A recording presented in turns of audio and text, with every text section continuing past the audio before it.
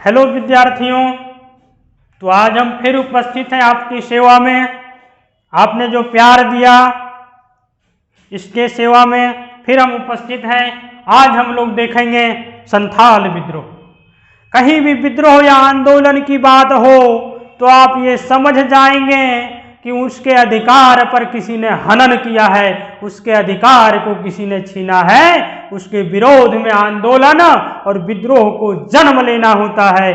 पिछली क्लास में हम लोगों ने ढाल विद्रोह, भोक्ता विद्रोह, तिलका विद्रोह और सरदारी आंदोलन को भी देखे थे।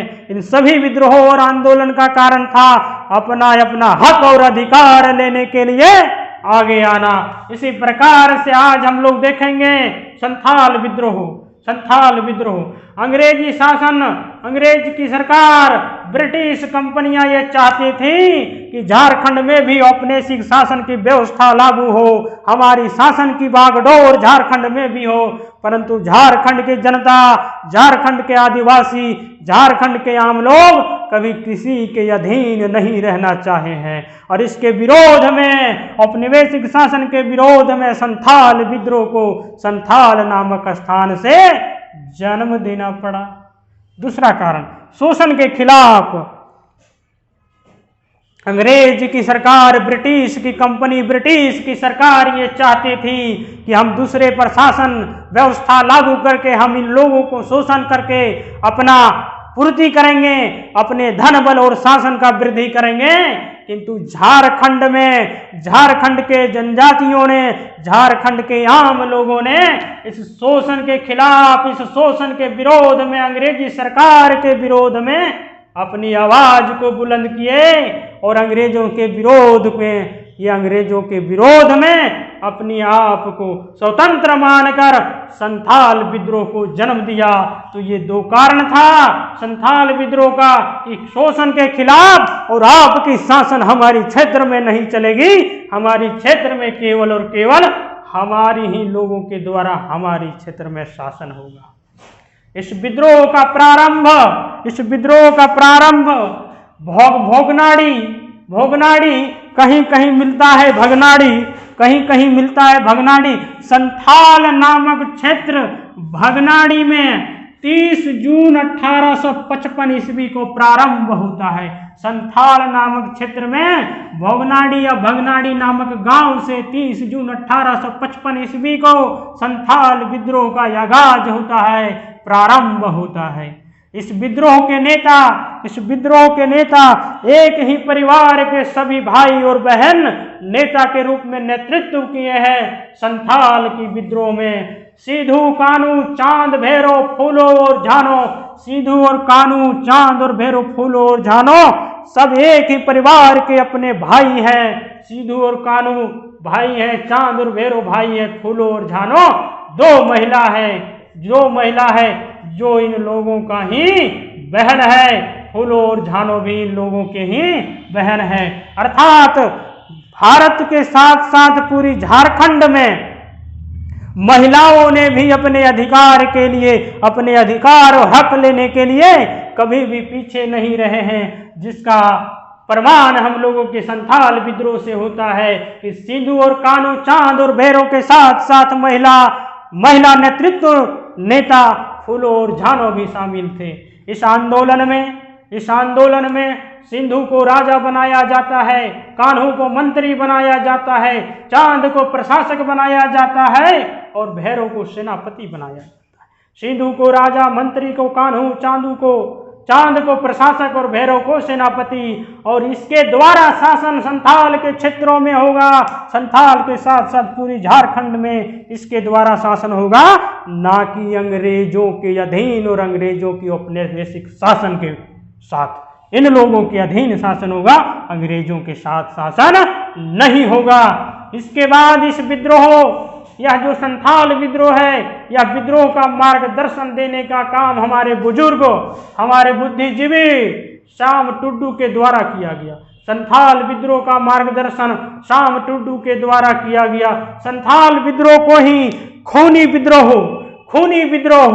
हूल और मुक्ति आंदोलन भी कहा जाता है। मुक्ति आंदोलन भी कहा जाता है। मुक्ति माने अंग्रेजों के चंगुल से मुक्ति, अंग्रेजों के विरोध हम हैं, अंग्रेजों से हम मुक्त हैं, अंग्रेजों के शासन के साथ हम नहीं हैं, अंग्रेजों के शासन के विरोध हैं, हम खिलाफ हैं, हम मुक्त हैं। इसलिए मुक्ति आंदोलन खूनी आंदोलन, इसका मतलब हुआ संथाल के क्षेत्र में यदि अपने अधिकार को प्राप्त करना है तो खून से भी लड़ना पड़े, खून से लथपथ यदि हो जाना पड़े तो पीछे नहीं हटेंगे। ये मानसिकता इस खूनी विद्रोह के नाम से दिखाया जाता है। हूल आंदोलन महान विद्रोह, महान जन क्रांति को सूचित करता है, अर्थात संथाल विद्रोह मुक्ति आंदोलन, खूनी आंदोलन हूल आंदोलन के नाम से, क्रांतिकारी जन क्रांति के नाम से जाना जाता है। संथाल विद्रोह को ही कार्ल मार्क्स जैसे महान लोगों ने प्रथम क्रांति कहा है।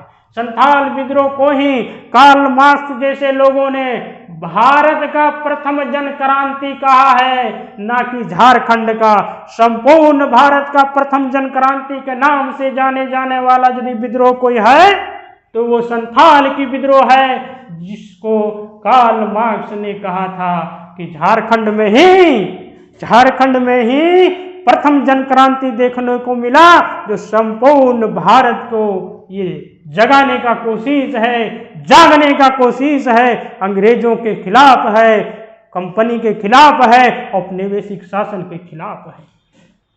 संथाल विद्रोह में इसे दमन करने के लिए जनरल लायड, आप इसे नोट कर लेंगे, इस विद्रोह को दबाने के लिए, इस विद्रोह को दमन करने के लिए जनरल लायड, अलेक्जेंडर थॉमसन और रीड जैसे अनुभवी सेनापति अंग्रेजों के द्वारा भेजा गया।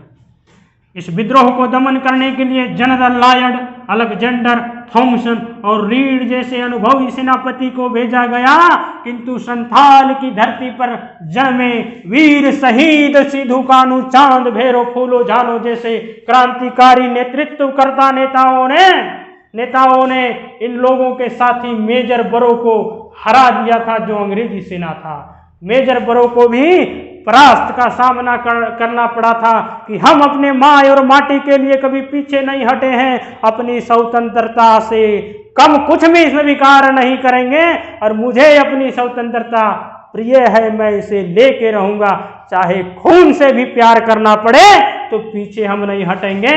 और इसका परिणाम है कि संथाल विद्रोह को खूनी विद्रोह कहना कोई गलत नहीं होगा।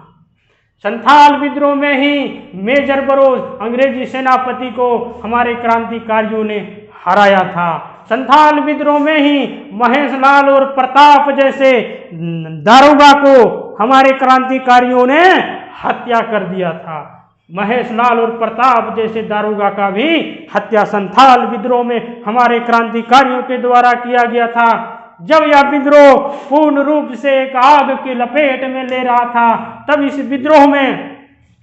विद्रोह में सब लोग और यहाँ की स्थानीय जनजाति आम लोग सब लोग ये समझ चुके थे कि हमने स्वतंत्रता हमने अपनी प्राप्त कर ली है। और इसी में नारा दिया गया था, अपना देश अपना राज, दूसरे का शासन हम स्वीकार नहीं करेंगे। अपना देश और अपना राज होगा, दूसरे का शासन हमारे क्षेत्र में स्वीकार नहीं होगा। और यह विद्रोह को दमन करने के लिए अंग्रेजों को कठिन सामना करना पड़ा। बड़ा कठिनाई से इस अंग्रेजों ने दमन करने के लिए सिद्धू और कानू को गिरफ्तार करके बड़हेत में फांसी की सजा दे दिया जाता है। सिद्धू और कानू को गिरफ्तार करके बड़हेत में फांसी की सजा दे दिया जाता है। चांद और भेरों को जहां भी देखें मार देने का अधिकार दे दिया जाता है, जहां भी देखें उनकी हत्या कर देने का अधिकार दे दिया जाता है और चांद और भेरों की हत्या कर दिया जाता है। सिद्धू और कानू को बड़हेट में फांसी की सजा पर दे दिया जाता है।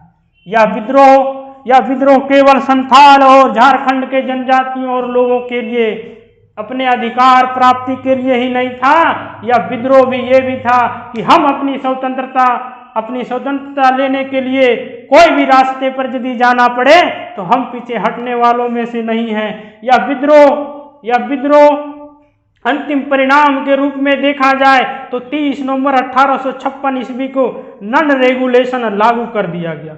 नन रेगुलेशन लागू कर दिया गया, जो आगे चलकर नन रेगुलेशन क्षेत्र को संथाल परगना नाम से जाना जाता है। 30 नवंबर 1856 ईस्वी को नन रेगुलेशन लागू कर दिया गया, जो आगे चलकर संथाल परगना संथाल जिला के नाम से बना।